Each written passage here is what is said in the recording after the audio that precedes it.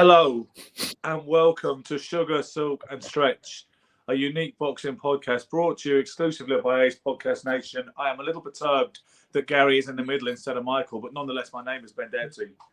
And I'm Gary Stretch, and it's not Silk, it's Slurp. My name is Michael Silk Olajide. Okay, guys. Do you know what? The lack of I just wonder what's in the cup.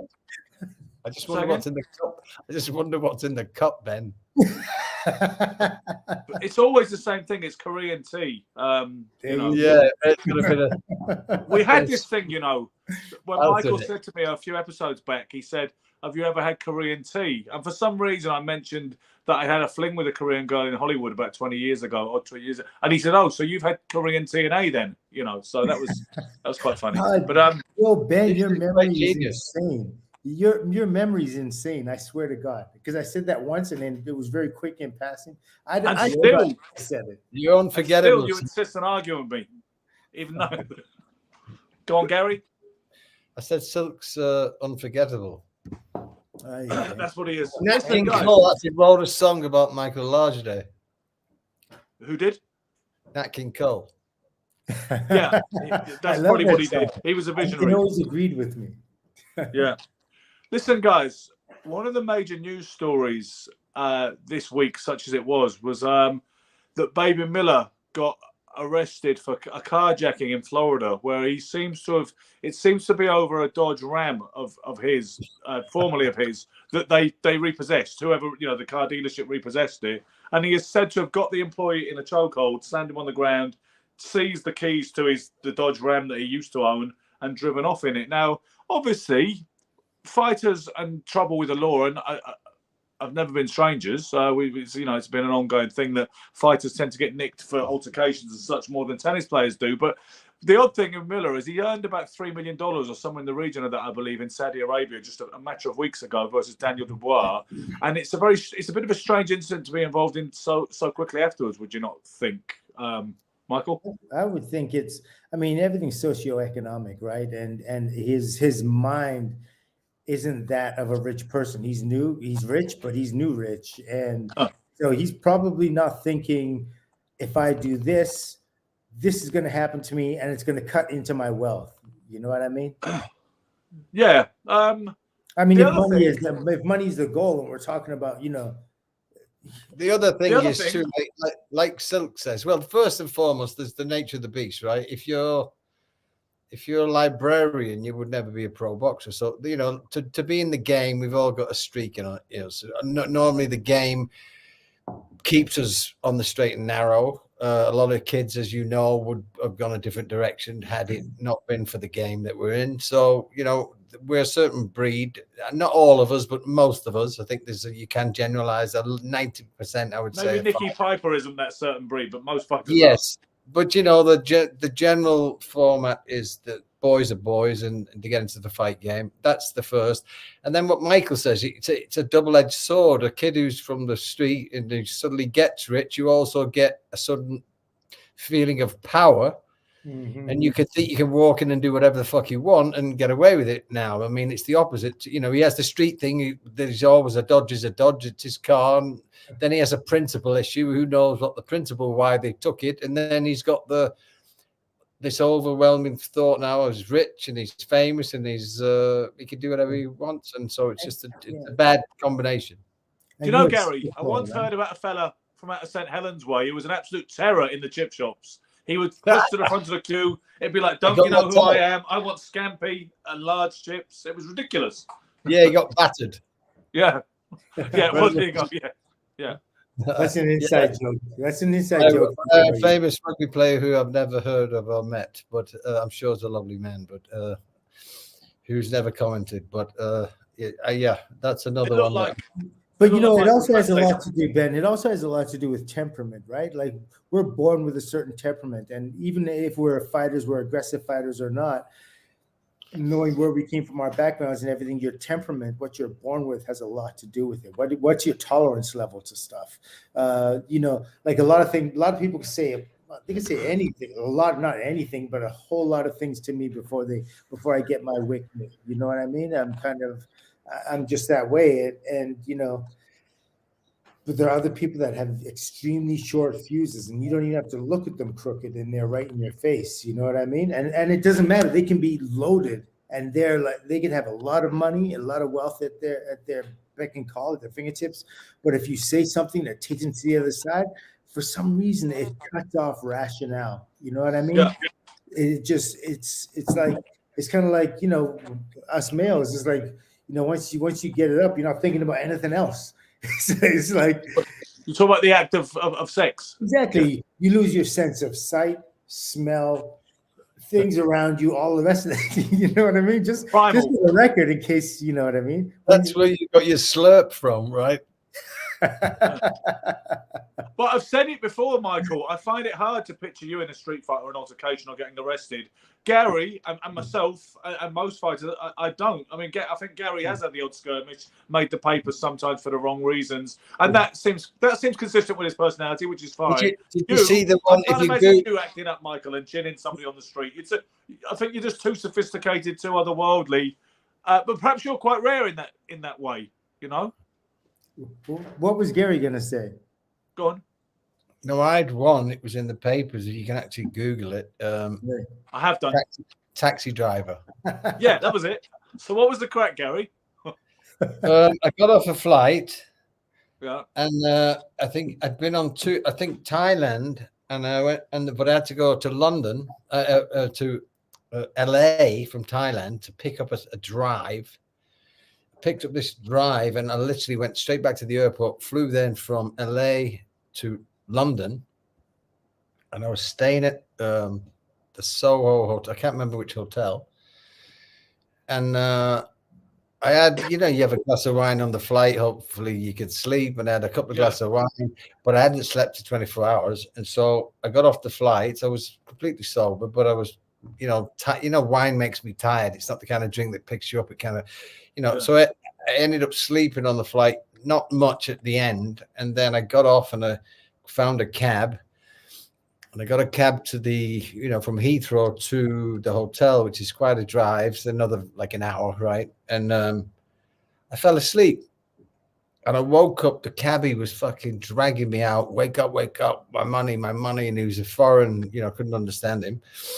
And he literally pulled me out the car and like kicked me as I was on the floor. I was asleep. And I got up, and he ran at me, and I just clipped him, and he went out like a light. And I then picked my bags up. I literally put the money in his pocket. He was asleep. I was on the floor. And I went to bed. I went in, checked in, went to bed, and about 2 hours later, knock on the door, police, handcuffed in a cell. And I got a lawyer, a public attorney at the time, and Frank Joseph Brown, and he was a brother, and he was really like a street, like one of them barbershop movies, and we like like a really black man who like he had the most incredible voice, incredible vibe, the suit and everything. He should have been in a movie. And I just fell in love with him immediately. And he said, "Gary, don't worry, we'll get you off this shit." Right? Anyway, he represented me, and then they got the video from the hotel, and they dropped everything. So they saw that I was, was defending. I got like dragged out and kicked, and then beat whatever. And I got up, and then he come at me, and I threw one little shot by instinct and knocked him out, and literally went in and so when they got the video... Let me ask you quickly, Gary. Let me ask you quickly on that point. A lot of people, when they get hit, like they go out, they get knocked out like consciously, like on purpose. Do you think he got you really like separated? Oh, no, he was do you think he separated from his consciousness, or do you think he thought, "Oh, I got hit, I'm going to go down now"? No, I put him to sleep probably. Yeah. No, so I'm trying to say he can't punch. Is that what you... I cracked him. It was a beautiful. I felt it all the way up my arm. It was a nice. Oh, wow. I didn't mean to hit him that hard. He was coming at me, and I just threw it by instinct. But he went out like a fucking light. Yeah, he was out for 20 minutes. And I've always wondered what it would be like bare knuckling a person on. And my knuckles. Have you never hit someone on the street, Silk? No. I have like the most fucked up knuckles. You can't see them here, but yeah, a lot of street. I got those weird. Oh yeah, like me. And the end to a flat like mine. Look. Yeah, and they got knobs. The worst I've ever seen was Murky Sosa. He's got knobs on every single knuckle. Like, this is crazy. Yeah, I got flat. These two are flat, and then they have the big. Yeah, the one sticks out, the protrusion. Yeah, I got the same. That's amazing. I love it. But I shouldn't have done. But when someone runs at you, I didn't think. We've done 20 years of doing it. You just go on automatic, and the problem is with boxers is they can hurt themselves when they go down, because like he was out before he hit the floor, and thank God he didn't bang his head, because normally when an average street guy hits someone with a silly slap, they go down and they protect themselves, like catch themselves.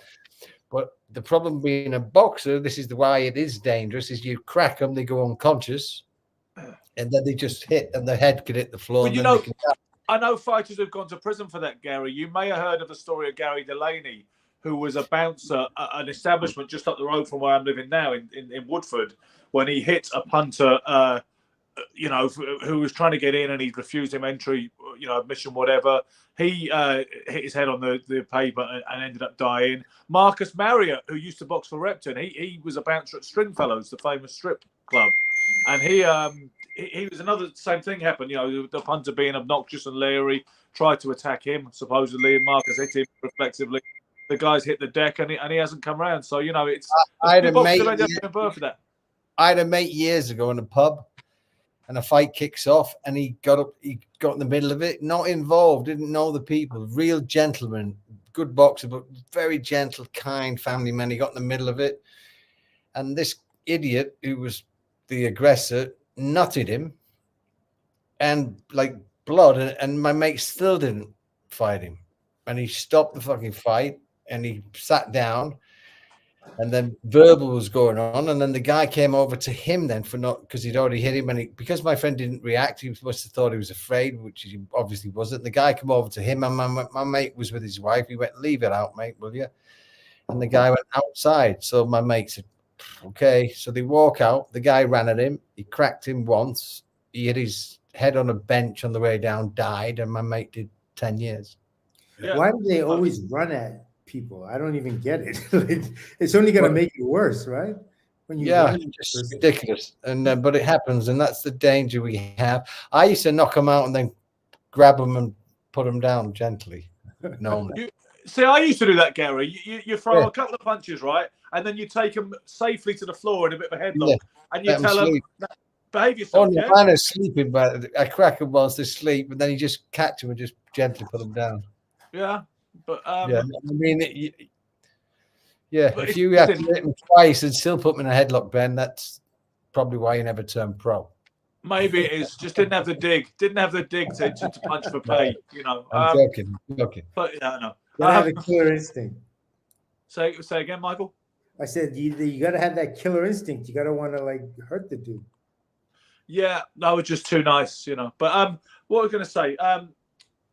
The other story in boxing talking of dysfunction, and we've seen a few others. But we didn't finish what happened to Big Baby. What happened to Miller? Big Baby Miller. So now is he out? Is he still in? Yeah, I'd imagine he's on bail. I mean, I heard he got arrested. I think it was Wednesday. We're now on Friday, and you would imagine he would have been bailed at some point. I haven't actually heard. Was there any weapons involved or no? No, just a chokehold and slammed him on the ground, and then drove off in the vehicle, the Dodge Ram. So. And the guy was legally able to repossess the car.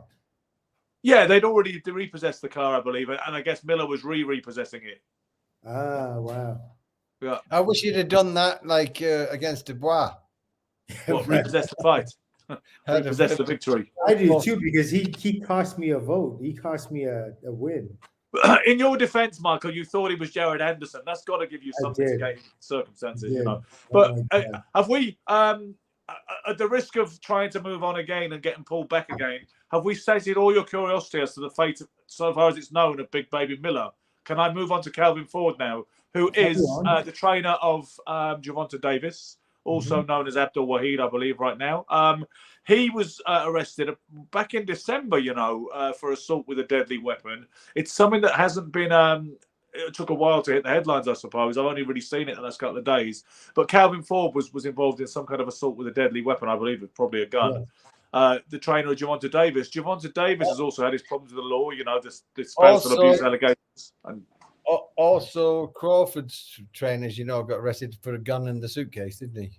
He did, which, exactly, Gary, it follows on from all that. And the thing is, Michael, you made a point about this with the esteemed writer Joseph Dobry, and earlier today in an exchange on Facebook, when you said you were talking about Black American culture particularly, and you were saying that you had some views on that about why things are the way they are. I think you said any culture which robs and steals has been robbed and stolen from. Would you care to expand on that kind of line of thought? I mean, I can't really elaborate on it, but it's more or less like the ones that are abused become abusers, especially if that trauma isn't healed. It's really basically that. It's like, there are kids that caught beatings from their parents, and what do when they have kids? They beat their kids. I mean, it's just that same cycle goes over. They don't all do it, do they? They don't all do it. I don't think anything's ever 100% in anything. You know what I mean? Because I know people who had awful childhoods and were treated abysmally, and they absolutely don't behave that way with their own children. And they don't necessarily not to sometimes. Yeah, they don't necessarily, but there is a certain detachment. Like there's the connection. It's not the most nurturing relationship either that you're supposed to have with your child. You know what I mean? There are degrees of everything. And so, yes, you're not beating your child like that, but then you're not, because you haven't been taught to show them love and care and all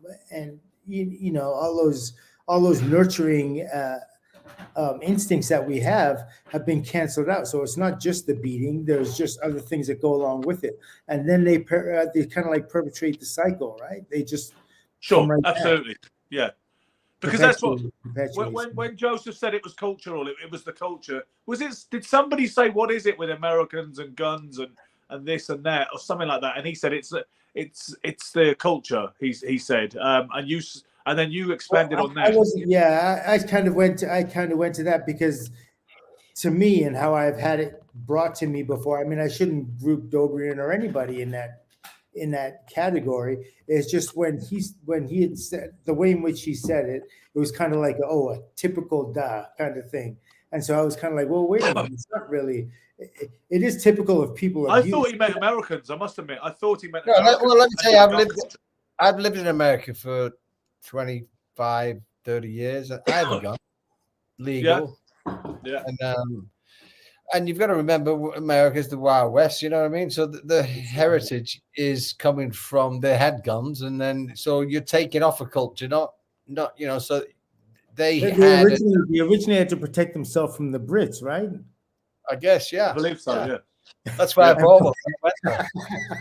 And from there they never got over it because you guys used to tax us. Oof. No, you guys, we're all Brits here. If someone comes through my window at 3 a.m, right, they're not coming to talk. Yeah. And I can imagine they probably have a gun. Yeah. So I bought a gun. And I bought a gun actually when the LA riots kicked off. And it was a great story because I was doing a little movie. Mm-hmm. Had an open top Jeep. It never had a roof. And so it was LA, so never rained. So I had this little Jeep, and it was a boxing movie. It's my first ever film. And it was the LA riots kicked off like 2 days after the movie started. And I was in a bar. They were looking for an actor as my trainer. And I was in this bar just before we started filming, and there was this huge black dude, James. He was so gentle, like a gentle giant. And he had this beautiful soft voice. We was all having a drink, and he started singing, and he was incredible. Like I just fell in love with him. So I said, "Do you want to be my trainer in a movie?" And he was about 400 pounds. He was fat, but he was also big and strong. And he went, "I'd love to." So I said, "All right." So I took him to meet the director. Everyone loved him, and they give him the job. And he was so happy. It was a little film. It was not money, but he was so excited. And but he said to me, "I don't have a car, Gary." I said, "No problem. I'll pick you up." And he lived in the YMCA downtown LA. He was very poor. The famous one. The day before the Fun film, to stay there. yes, he said, "I live in a." We was talking to these birds in the barn. He went, "I live in a 52-bedroom house, and in LA, and they all were chasing him. We didn't know it was the YMCA. Anyway, the director called me the day before the shoot, said, "We can't use him." I said, "Why?" He said, "Well, we had to check him out. He's just got out of jail." I said, "Come on, he's gorgeous. He's lovely." He said, "Can't risk it, Gary. What if he doesn't show up? What if I don't know how reliable he is, blah, blah, blah, blah, blah." So I said, "I'll guarantee he shows up. I'll pick him up myself every day." So I went to bat for this guy, and they said, "Okay, you're responsible." I said, "No problem." So I had to drive downtown LA, 5 a.m, pick him up at the YMCA, drive back in this open Jeep. He broke the Jeep. It's a fucking army Jeep. He broke the seat. He was so big. Anyway, and it had no roof. And so I'd pick him up, take him to the film set. And then on the way home, the riots kicked off like that day or something. And I had to take him home at like 2 a.m, downtown LA, where it was fucking fires and it was insane. I was fine with him in the car. No, fuck me. But as soon as I dropped him off, a little whiteboard, a Jeep on his own, driving back. And so I was driving back, and it's all craziness. And there must have been 50 black dudes kicking the shit out of one white guy, right? Horrific. And he was bouncing around like a dummy. And but there's like 50 of them. So I thought, what the fuck can I do? But so I was but I couldn't live with myself. So I spun the car around and I just drove at the gang. The white guy, they were all hold of him. I drove at the gang. They all dispersed. And I jumped out the car to pick the guy up, and he was a mannequin. What's like The fucking mannequin. No wonder he was bouncing around like a dummy. I jumped back in the car, and they all ran up the car, and I put it in reverse. And I'm fucking reversing with 50 dudes chasing me. And then I did a bit of a James Bond, span it. I got home. Yeah. The morning after, I went gun shop, bought a gun. Yeah. And that was it. And then I've had a gun ever since. But it's a legal gun, and I hope I never use it. But it's legal. It's legal in the States. You keep it in the States. Yeah, you have to go. You have to do a background check. They do the basic, procedural. If you can handle a gun, and you have to show like maybe you've had a day or two on a course where you go and shoot at a range or something. But yeah, you go through like minimum process. You buy the gun, they give it to you, like they do a checkout. I think there's a cooling period in case you're angry when you buy it. So there's like a 2-week period before they give it to you in case you go to get it. Yeah, in case you're mad. So like you have to wait a couple of weeks, and then you go back. Do you see that Simpsons episode when Homer Simpson applies for a gun, and he's really annoyed that he can't have it straight away because of that cooling off period? And he says to the guy in the shop, "I'd kill you if I had my gun." And he's like, "Yeah, well, you don't." Yeah, exactly that. So, Dan, did I tell you my gun story? Say again? Did I ever tell you my gun story? No, you didn't. Please do. Oh yeah. So I don't know. I was training. It must have been an amateur, or just like barely going pro right in there. And I lived in a 4-story apartment complex, and the back of it was an alley, and across it, and there's a 4-road highway across that, or street, the 4-road highway we call it, and then there's businesses and the houses across there. So if I look out my patio door, I see there's an alley, then there's a parking lot, then there's a 4-lane highway, and then there's businesses across there. So I'm bored to death one day, and I have like a air-powered BB gun kind of thing, but it isn't like a real gun, okay? But it's an air-powered BB gun, and I put magazines up, and I was just shooting the magazines. Like I didn't have a bullseye, so I just put these posters up, and so I put these posters up, and I'm shooting at the poster, and I'm not thinking that the BB gun is going through the paper, which is absolutely, it's just stupid. Basic. So I was shooting it. It was going through the paper. It was going across the alley. It was going across the 4-lane road, and it kept hitting the window for this business. And so they're panicking, right? They're panicking. They're like, "Oh my God, somebody's shooting at us. We don't know where it's coming from." They call the cops. A few minutes later, I hear the cops coming up and down the alley, and I look, and I'm like, "What are they coming up and down the alley for?" So all of a sudden, I look at the poster, and I'm like, "Oh, it's got holes in it, and it's been going across the street and hitting." You know what I mean? So I tear the poster down, and I go back into and I close my door, and I sit in there, and then I hear a knock on my door, and all of a sudden, there's cops at my door, and I guess they must have seen it, and they pointed up, and the building manager told them who lives in there, and they just opened the door. They go, "Okay, Michael, where's the gun?" Like this. And I come back and I don't want you to touch it. Don't touch it. And they got their hands on their guns, and there's 4 or 5 of them. And I'm this skinny 106-pound kid. And they're like, "Don't touch it. Don't touch it. Just tell us where it is and we'll pick it up." And so they went and picked it up, and you know what I mean? And one guy, went heavy on me. He was like, "You're just lucky that and spitting it out." But from that point on, I've never touched a gun, really. I mean, I've been to a shooting range with my older son, but never did. Was that in Canada? That was in Canada. The Royal Canadian Mounted Police came. Yeah. How do they know your name?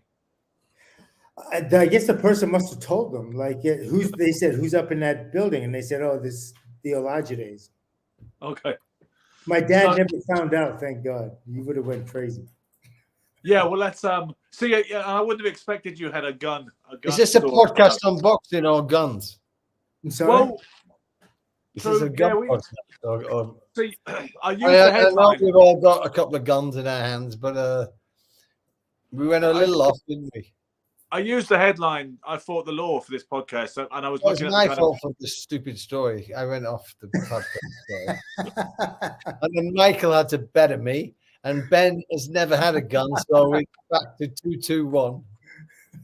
Yeah. I haven't had a gun, but if you want to do macho arrest fighting stories, I reckon I would give you both a real run for your money. So I'd leave Silk standing. I reckon I'd take you post, Gary.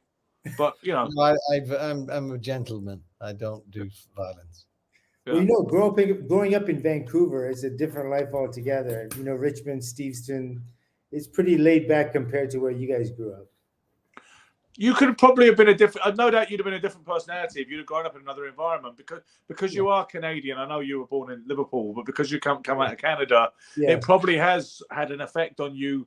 Not being as, you might have been more hood or more street, perhaps, if you'd have grown up in the Bronx, right? Absolutely. I mean, that's just. Well, even if I had grown up in Liverpool, right? Liverpool wasn't the most swankiest of areas either.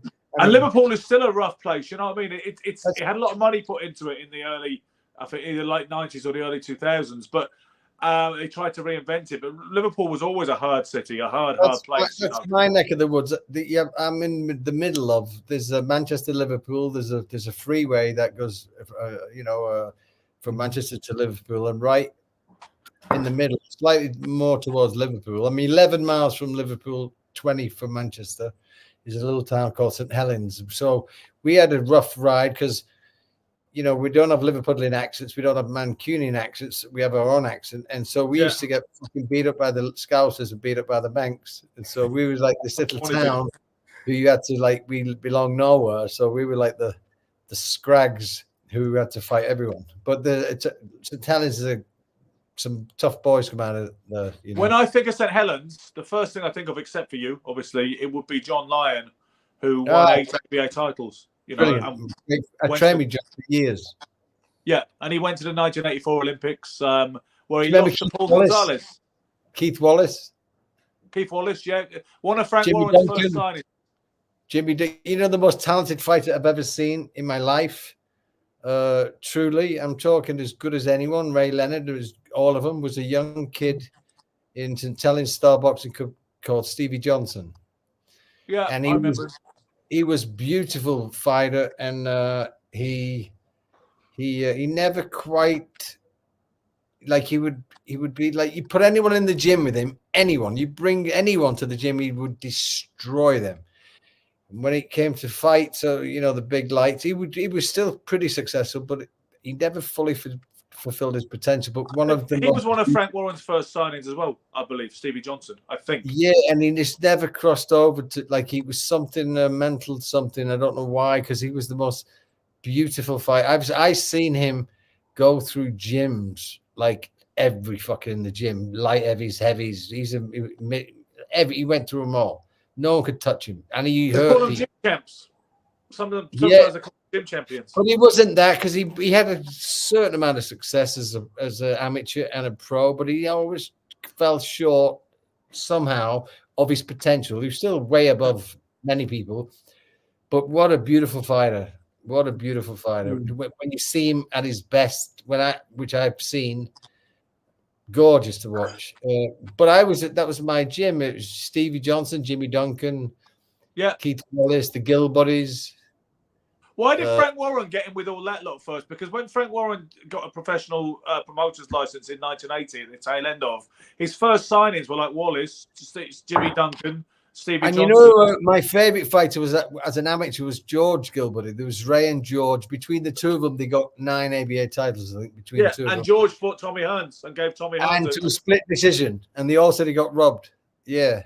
He wasn't robbed, I don't believe. No, but they said it was a split decision. And I watched the fight. Actually, there was a videotape years ago. As an amateur or pro? Yeah, as an amateur.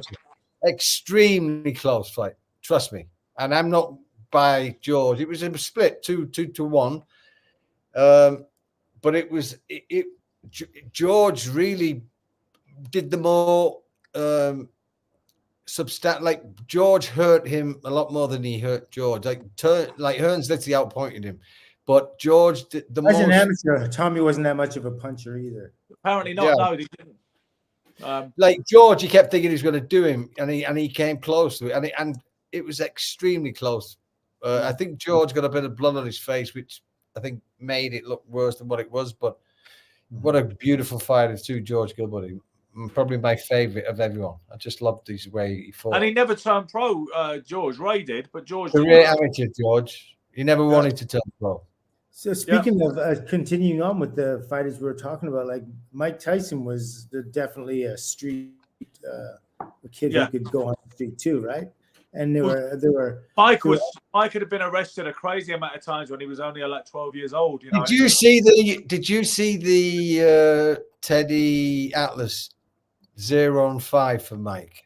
Yeah, that's an old quote. It's doing the rounds again. He said that years ago. But yeah, but let's talk about that because I think that's ridiculous. He says, I understand his meaning, and there's some issues with Tyson that I have, but he says on the 5 times he had to dig, he lost. And so what he's saying is on the 5 times when he had to show character, he lost. And so I say, well, all the other. My argument with that is you can't disregard all the great fighters that he beat as if they were Mickey Mouse. All the great fighters. He didn't beat loads of great fighters. He beat some good fighters. Anyone who fight Mike in the day got to that level to fight him. You got to give credit, Ben, to anyone. Yeah, but let's not use the word great. Let's not bandy that around. No, but I call all fighters great because I think anyone who does it is great. You know, but come on. No, I'm not talking the best fight, but I'm saying he fought a lot of good fighters and beat them, and they didn't just throw it. You know, he did. He beat some very fine heavyweights, absolutely. And so Joe just made a point that Tyson showed character against Razor Ruddock, which he did.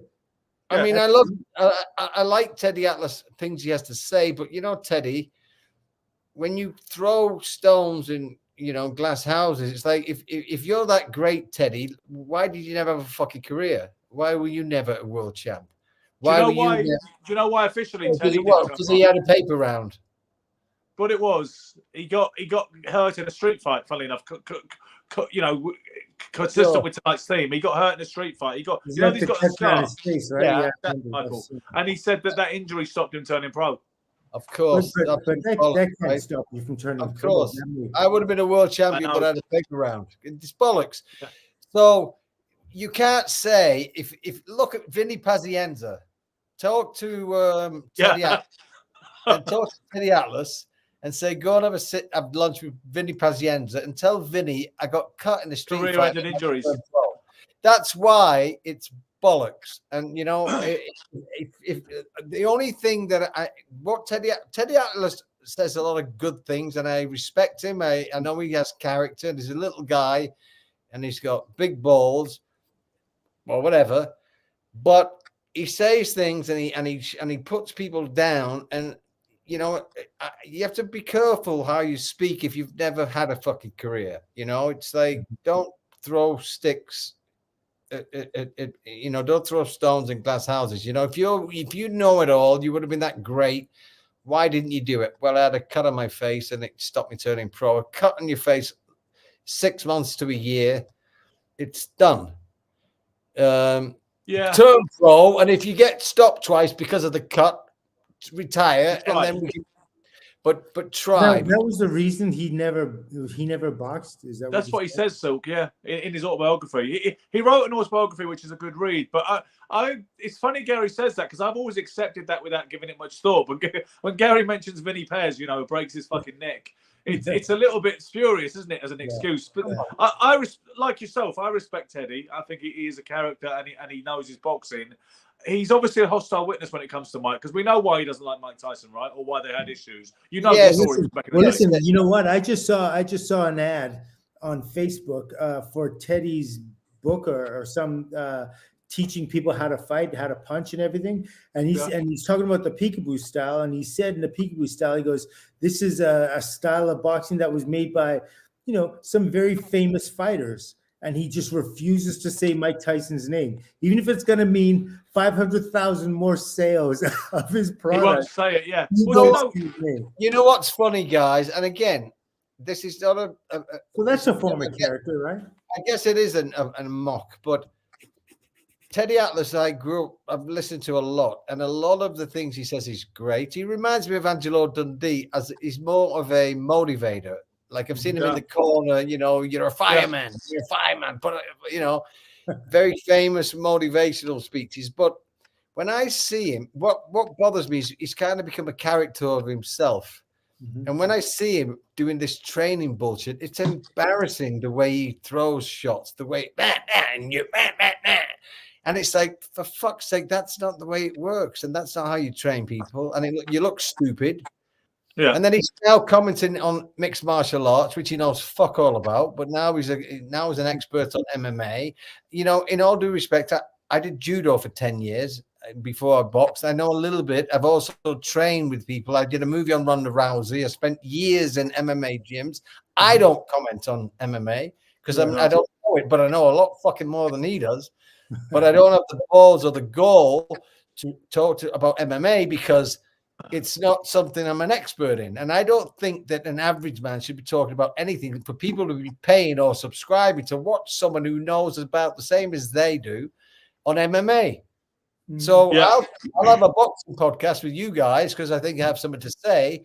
Yeah. But as much as I've done judo for many, many years, made movies about judo people, spent endless hours with Gokarchevich, who may be the best MMA trainer in the world, Gene LaBelle.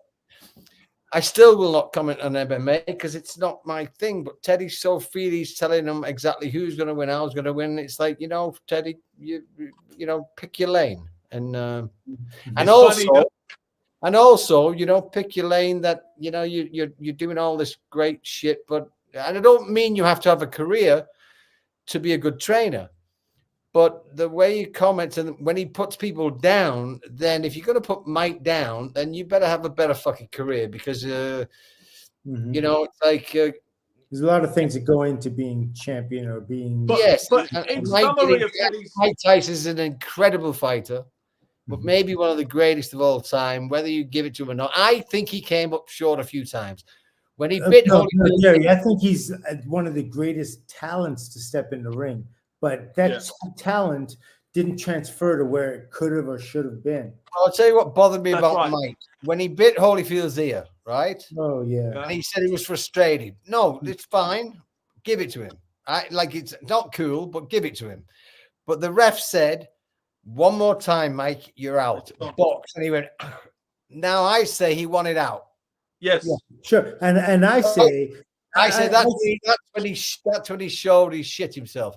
Yeah, but and I say, like, what was the ref waiting on? Will you bite a guy once? That's over. I know, but he gave him another option. He said clearly, one more time, you're out, box, out. Yeah. I think, Michael, you never want to disqualify a guy in a fight that big and that lucrative and important. And he knows he shouldn't have given him a chance, but he says, right, one more time and you're gone, because he was so low to disqualify but, anyone. You're reminding him to bite him again. You're saying one more time, and of course he's going to bite him again. Why wouldn't he? That's and the other thing. Oh, if he wants to get disqualified, yeah.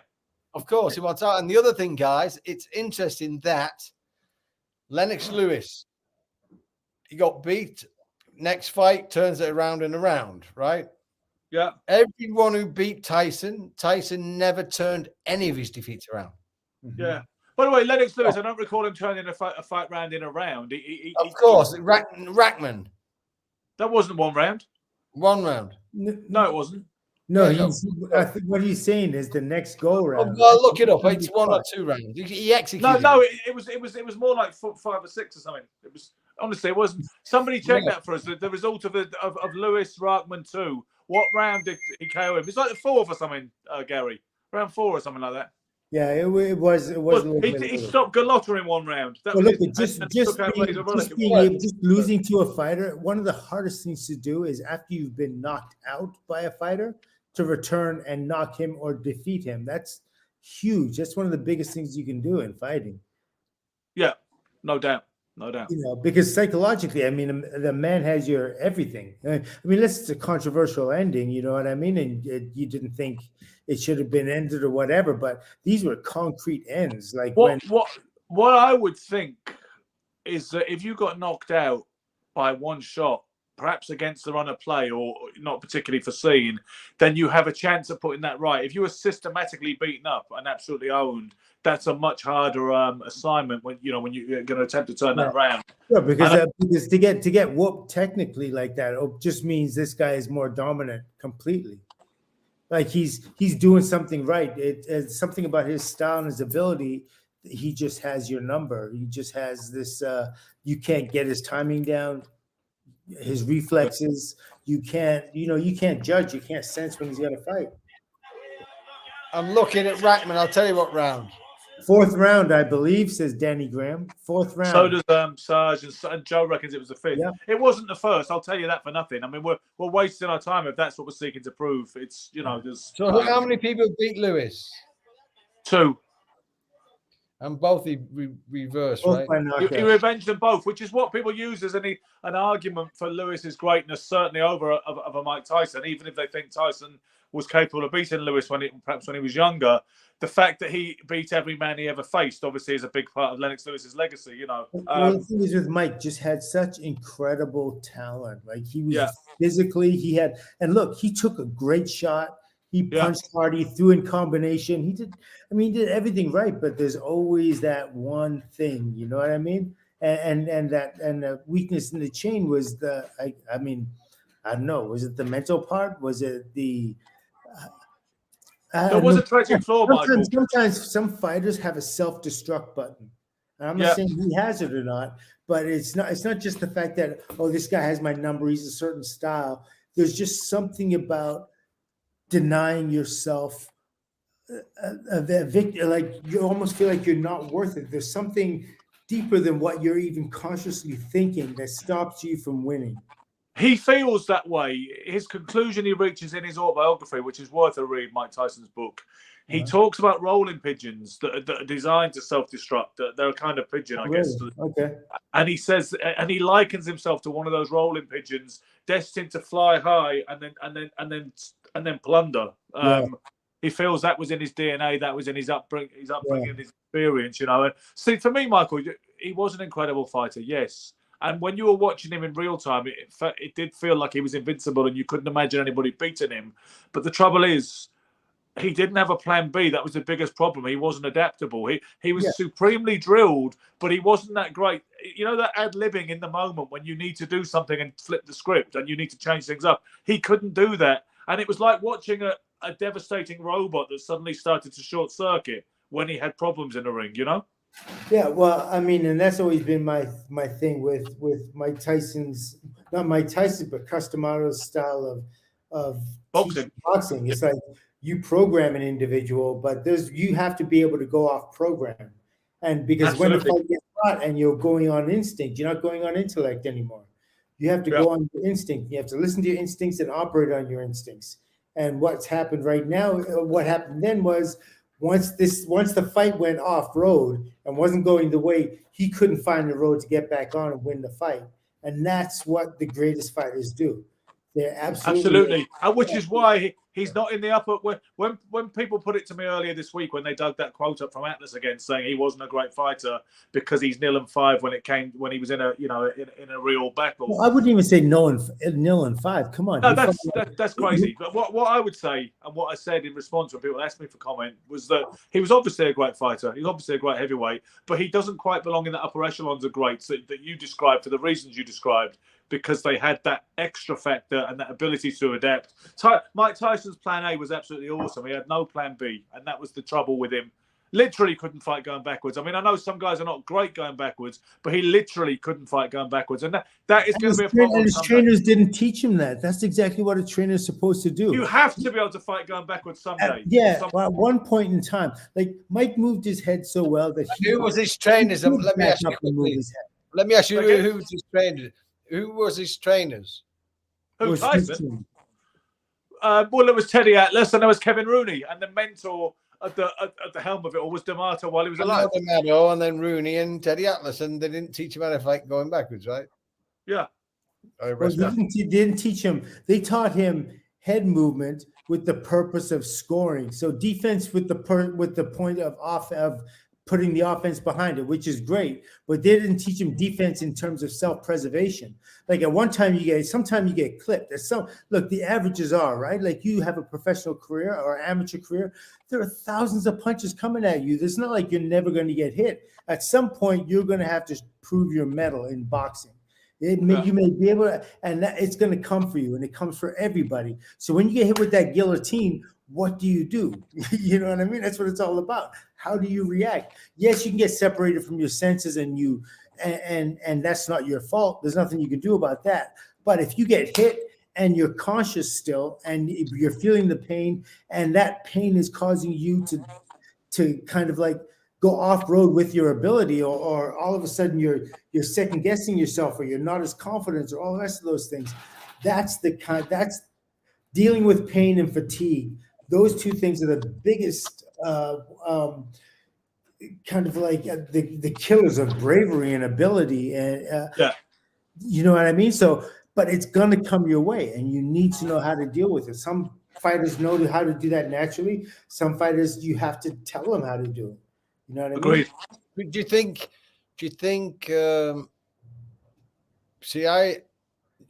and this is $1 million question, do you think Mike Tyson lacked when it really counted some in the courage division?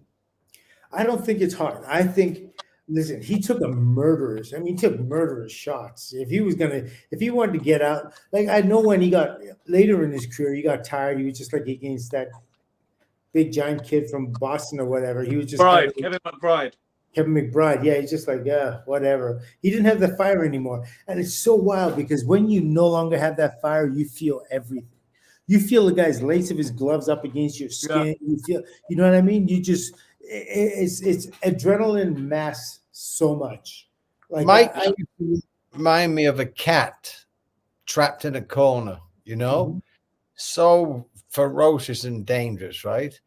But imagine you pick it up and you put it in a big empty room and then let the dog come in or the whatever, and then it's a different situation. And so Mike seemed to, but I think I don't want to underplay how he was truly great in times.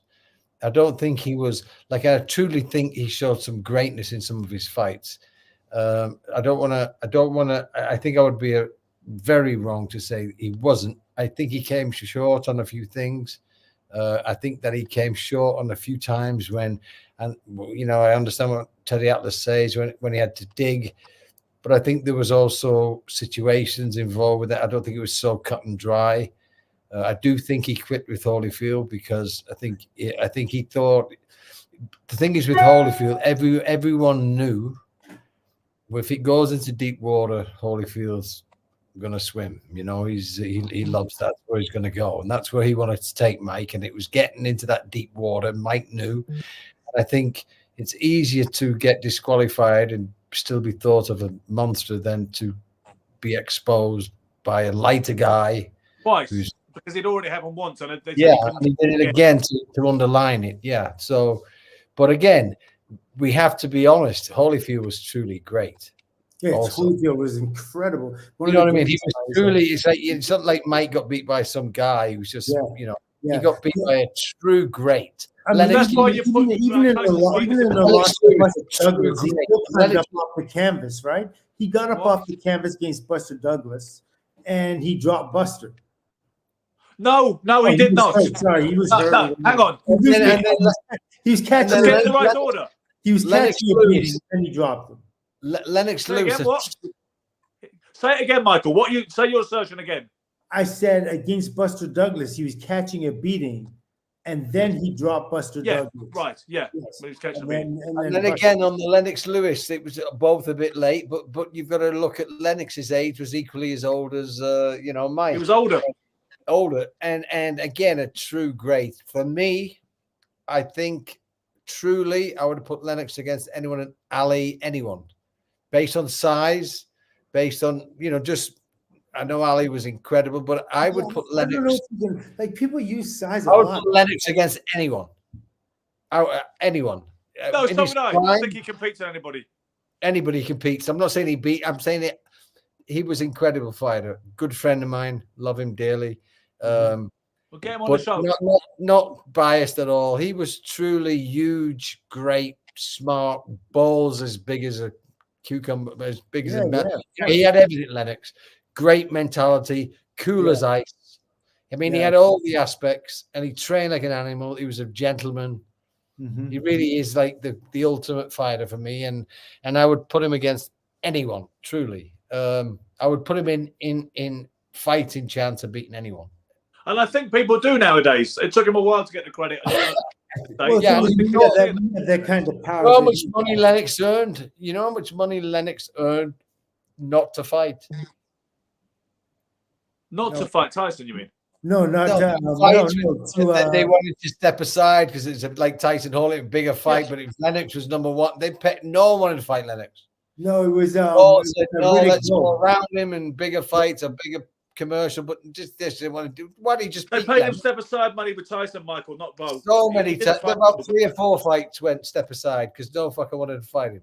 He had a lot of problems getting fights like this. People don't know. Really Bode lost to him as an amateur, right? In the Olympics. Yeah, in the Olympic final, 1992. Yeah. There you go, Joe. 5-0. I don't know if that's true, but I'm sure Joe knows more than me. It sounds about right. Sounds about right. Yeah. But the point being, Lennox Lewis. I paid $5 not to fight because they said you were terrible. No one wants to watch you. Yeah, I can imagine. But like I say, what was I going to say? But Lewis, yeah, sure. Lewis is one of the greatest heavyweights of all time, and his legacy probably holds up a little better than Mike's for the reasons we've discussed, because he avenged those losses and because he finished the way he did and walked away when he did. With Mike Tyson, I agree with what Lou DiBella said. When Lou DiBella said he was phenomenal for all the right reasons, he said, but to me, I look at him and I think he's a guy who didn't do what he might have done, that's one hell of a statement when you look at the amount that Mike Tyson did achieve. But he is a guy, like Michael said, who didn't quite do what he may have done. What you've got to give Mike is he changed boxing because he was one of the few stars of the fight game. He set the game on fire. When we talk about boxing, sure, it's a sport, we're purists, but then you go into about entertainment and excitement, and he created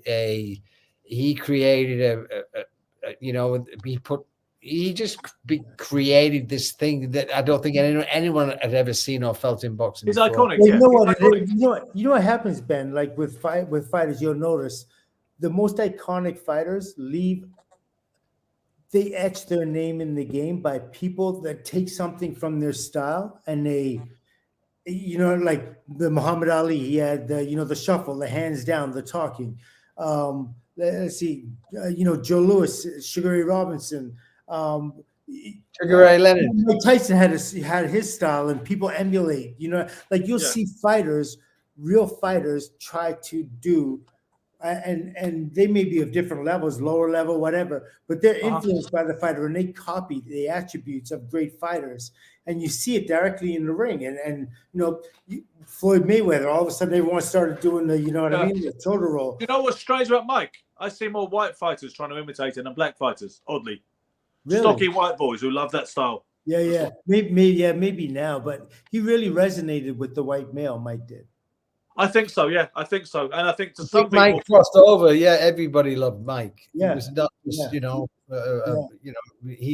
all guys did, but they really magnetized to Mike. Yeah, to be honest, I think Mike Tyson acts as a kind of dick extension to a lot of fight fans, especially some casuals. I really do, because they're so wrapped up in it. Yeah.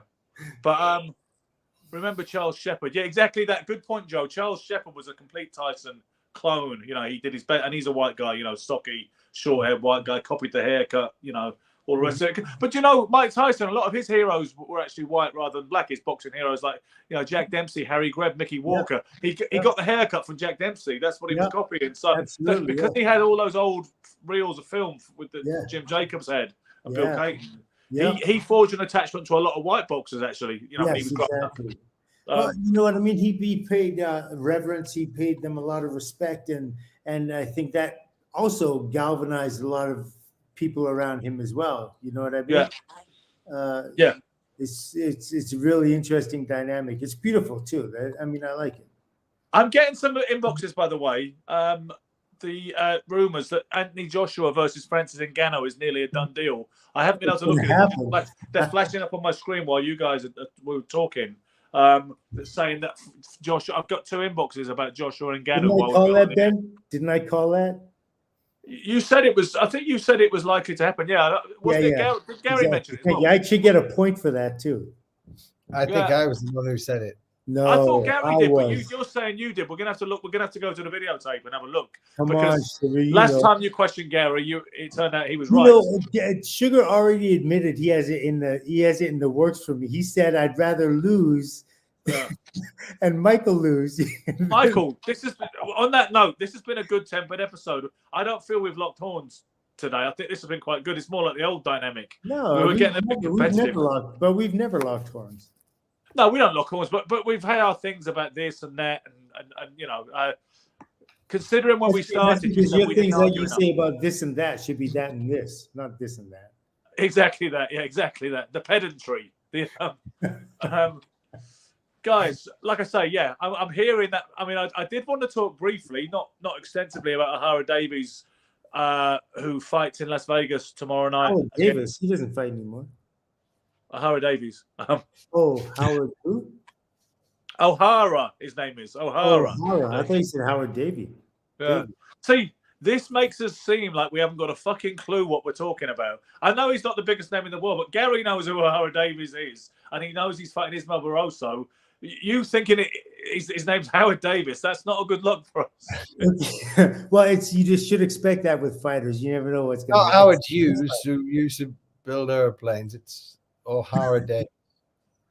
Yeah, I heard a joke about Ben. I'll jump on it. I'm not too versed, but I know it's a.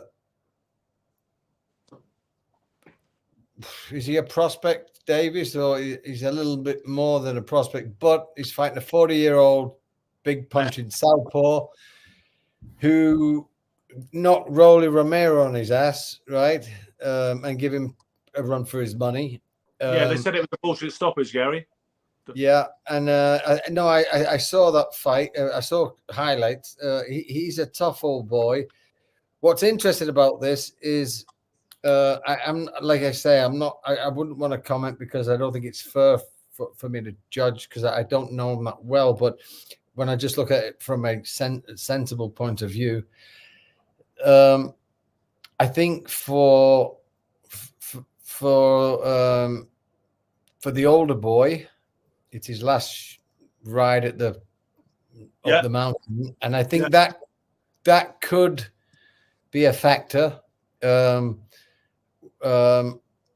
I think Davis, we'll see, but we've seen many upsets. But I don't even think it's an upset. I think that this could be 4-1 on Barroso, so it would count as one. Yeah, I think Barroso. This is his last hurrah, and he's scheduled to win. Barroso?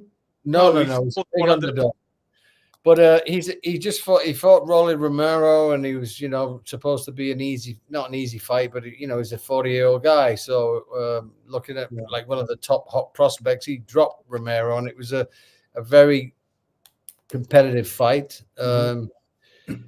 And so he's got a lot of knockouts on his record. He's a southpaw. Davis O'Hara has 2 losses, both to southpaws. Both to southpaws. Yeah, I was going to say that, Ben. Both English.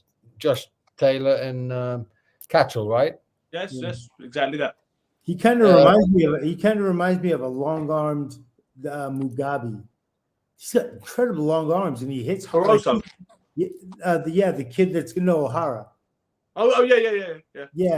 So I think it's an interesting fight. I think that me and Ben talked on the phone a few hours ago. We were just talking about a few other things, and Ben said to me, I wouldn't be surprised if Davis gets beat, but I don't really want to get into this competition because I don't think it's fair, because none of us, Ben knows more than we do, but Michael is not that familiar. I don't think it's a fair fight, so we won't get into it. But Ben did say to me that he would not be surprised if... I would be shocked.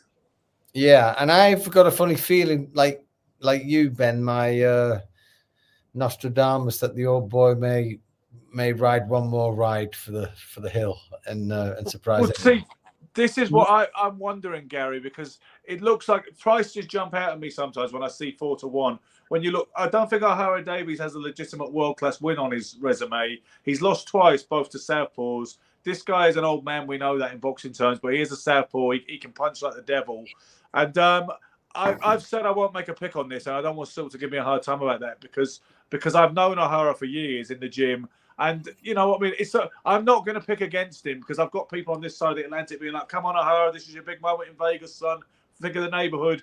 I'm not going to predict he's going to win on this. He's going to lose and get beat on this podcast. But at the same time, I'm not taking any negative statistics on my scoreboard if he does lose. That's what I feel. So you're not going to bet on this one? I'm not going to bet this week. I'm going to sit on the fence respectfully. Okay, so I think that's fair because, Michael, I promise you, if you bet on this one, me and you, Ben's being kind because he has a far better knowledge on these two fighters than we do. I promise you that. So I think Ben's quite gracious in not putting the bets on because me and you would be blind.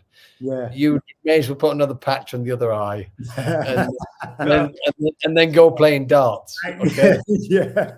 Like I said to you, my ex-girlfriend, Natalie, she went through a crazy phase of picking results really bang on, like stupidly bang on.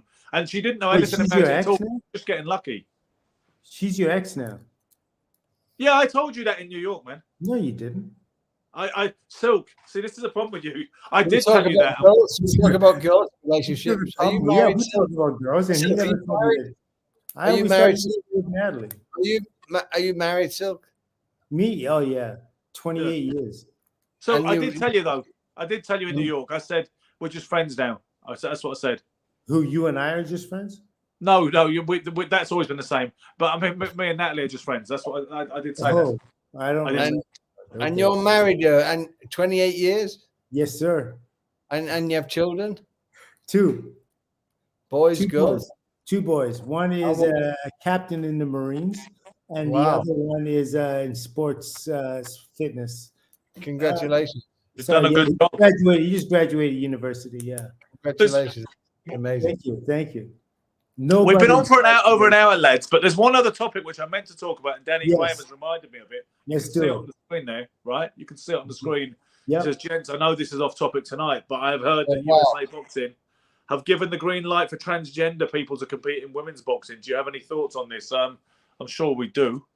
I have Go ahead, Gary. Hit him with it. Stick that jab.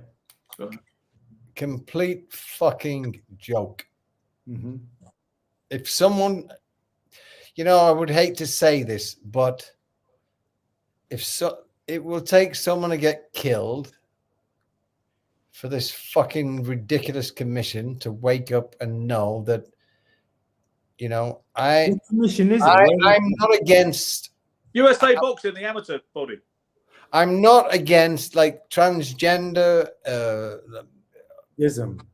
whatever you are. I have no judgment on anyone. It's absolutely, it's a beautiful thing. But when it comes to physical sports, and when you've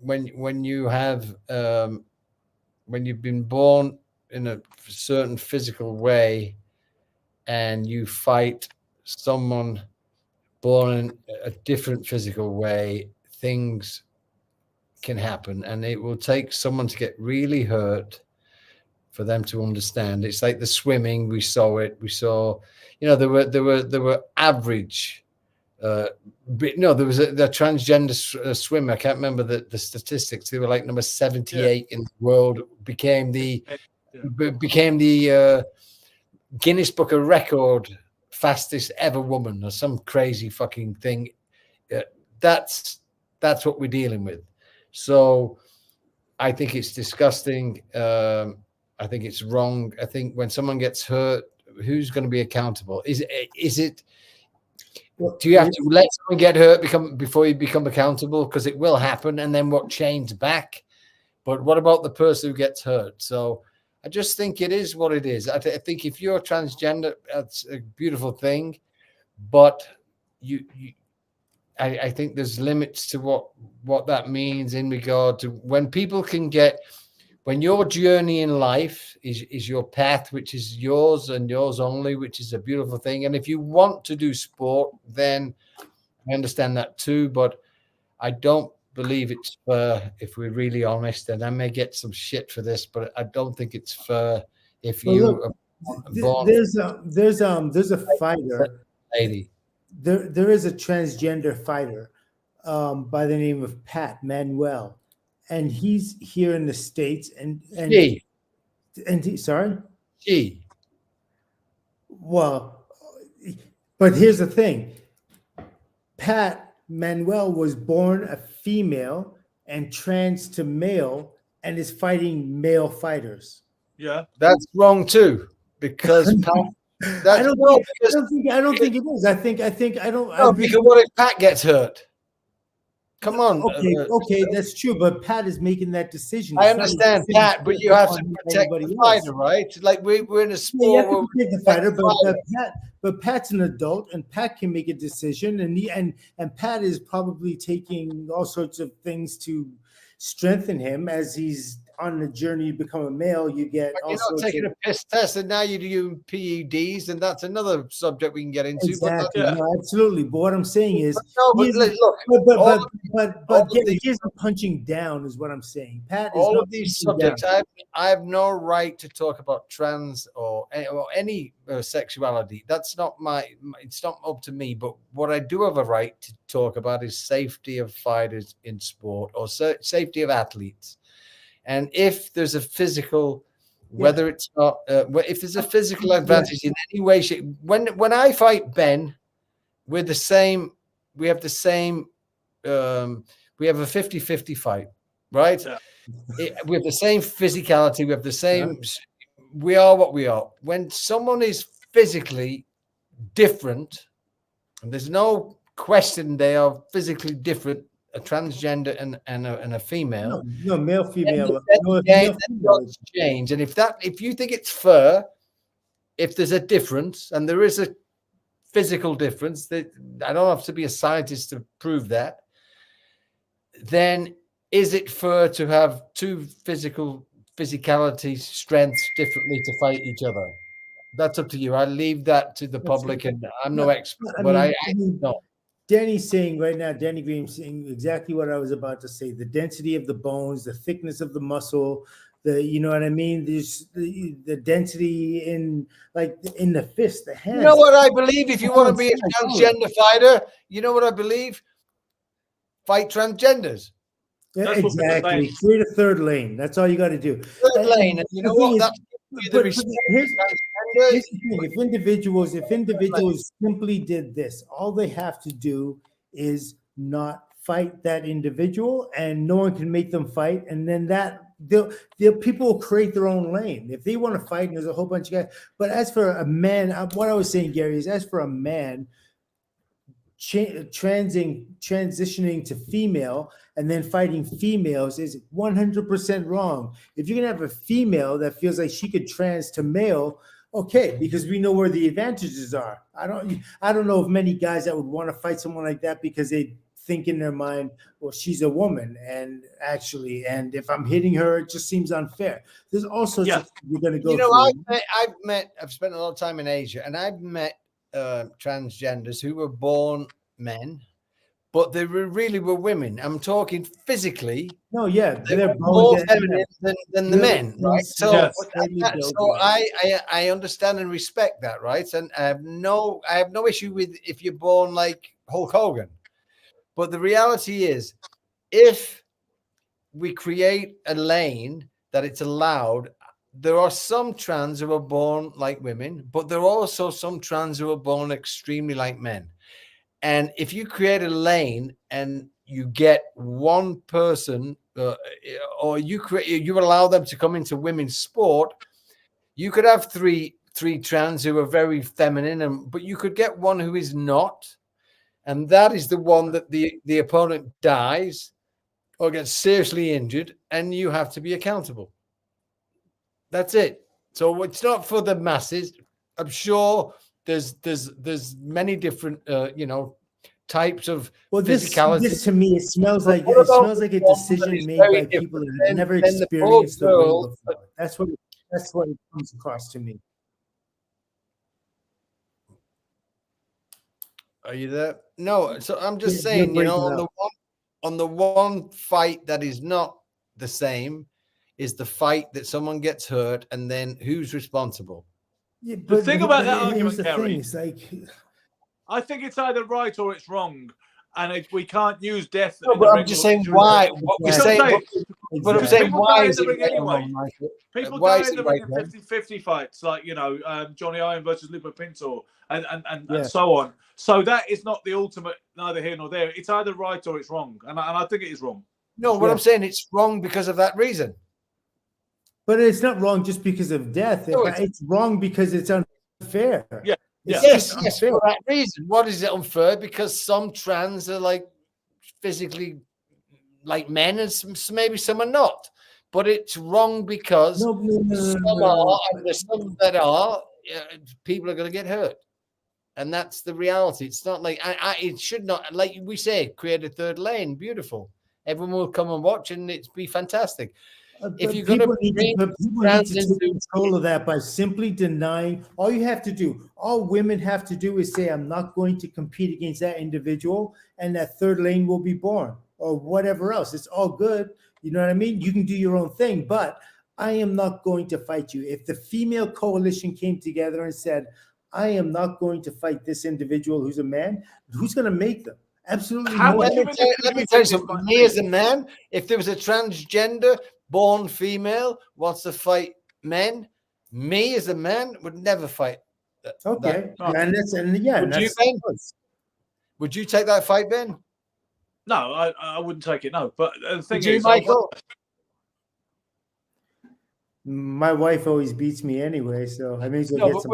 Michael, would you fight someone born a female? Would I fight somebody born a female? I sparred with loads of girls, you know what I mean, in the white collar class and stuff. Yeah. You would lose them. You'd play around, and let me tell you, half the girls are better than the guys. I'm a big female boxing fan. I'm just not a fan of women fighting men. So I don't know anyone who is in favour of it except USA Boxing right now. I haven't seen one person comment positively on the decision. But what's their rationale? What's their thinking behind that, Ben? That's what I want to know. Woke inclusivity? Why can't they see the way you, me, or the way we see it, and the way a billion other boxers see it? Why can't Nobody's Ben, in favour of it? You know about the incident with the swimmer, right? Yeah.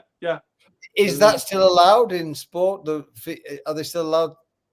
I don't know, but I'd imagine so. I didn't hear about it. Here's the thing. I don't know why. I don't understand why one woman does not jump in the pool. I just don't. It doesn't get. Who's making you swim that race?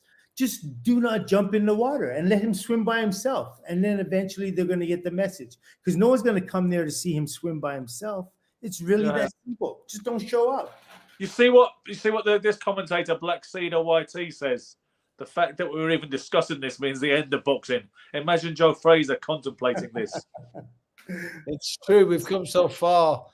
I'm the most open book, guys. I know we don't talk about that stuff sexually and all of the things, but I'm such a free spirit in regards to everyone to themselves. I don't judge anyone. I hate judgmental people. But when it comes to, and I know I've been around so many people, if some people are born little boys, whether they're trans or real boys who don't feel comfortable in their own skin, that's okay. And whatever direction you go and you want to then take, I completely understand it. People are born the way they're born, and that's great. But when it comes to violence and any advantage whatsoever, when I fight Ben, we have no advantages whatsoever, and that's what makes it great boxing. That's what makes it better than car racing. You have a faster car, you beat me. You have more money, you're a better team, you beat me. No, in boxing, for me, that's why I did it. Playing soccer, if 10 of my guys are rubbish, we get beat. In boxing, I relied on no one. I didn't rely on the car. I didn't rely on my teammates. I relied on myself, my brain, my heart, my balls. And if you can beat me, I'd take my hat off to you and say, God bless you. There was no advantages. And if you have 1% advantage being a transgender, it takes everything that I love about boxing out of the game. Well, that's why they have weight divisions in the first place in boxing, right? To nullify advantages. So I don't understand why they don't see the advantage that the physical male has over the physical female. We see it, and we see it as human beings, but you even see it in nature. Look at a male bear versus a female bear, or a male lion versus a female lion, or any of those things. Yeah, it's just, it doesn't make sense. Now, there are times when the female, like a female, I don't know, Black Widow or something, certain kind of spider, they have size differences over the male, and they could transcend. The only one in nature where the female's got a bigger dick than the men, and I'm talking literally, this is a subject to know a little bit about, because I've been involved with big cats. I've had my best friend Monty Cox in LA. He's the best catman in the world. So and his name is Monty Cox, you said? Yeah, he's on Facebook. I've seen it. He's amazing. He's most brilliant man you ever met in your life. He's probably the best human being I've ever met in my whole life. If you sit down with Monty Cox, you're blessed. Really. But anyway, so I learned a lot through Monty. He's took me with the cats, and I've spent years with him, and he's an incredible man. But anyway, hyenas, the females are bigger dicks than the men. And are dominant, yes. I know, physically bigger, physically stronger. Yeah. I was wondering when we were going to get around to addressing that topic on this podcast. Actually, I really, I was thinking it's long overdue. Well, I hope we don't get beat up for it, but I just say if there's a 1% difference, it's 1% too much. So no, I think in conclusion, we're no more in favour of it than anybody else I've spoken to in the boxing world and anybody else I've seen discussing it online. It absolutely doesn't. It makes absolutely no sense. It really doesn't. It's not necessary either. Yes, it's not necessary, because you know what? If you're transgender, and transgenders are very pure in the, they're very outspoken in who they are, what they believe. Fantastic. So fight each other. Yeah, but why would, I don't understand why they would want to fight a female anyway. By nature, you'd want to fight, you know, you want to get to the hardest challenge. You don't want to, you know, nobody wants to punch down. You don't see anybody, you know, striving to win so they could fight the worst in the division. You know what I mean? It's like, or the weakest in the division or anything like that. You're pointed up there. You want to be the best. You want to fight the best. You don't want to. Well, you say that. I'm surprised that none of us know. Well, I'm surprised Ben doesn't know it because I'm not, like me and you are a little bit dizzy sometimes, so.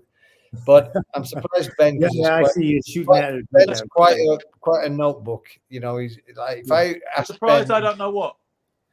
I'm surprised you don't know the swimming situation because there was the swimmer who was ranked number 78 in the world. Yeah, I got it. What you got to bear in mind. Broke a Guinness Book of Records for the female swimmers. What you got to bear in mind is I am immersed in boxing, and if anybody considers me an expert in anything, it can only be boxing. I am as quiet as a mouse. Next week he'll tell me what happened. I could, yeah, but I pay very peripheral attention to other things that go on in the world. I picked up that Cat Williams, the comedian, on the Shannon Sharp thing. I watched that today. Quite unusual for me to. Yeah, what's the controversy about that?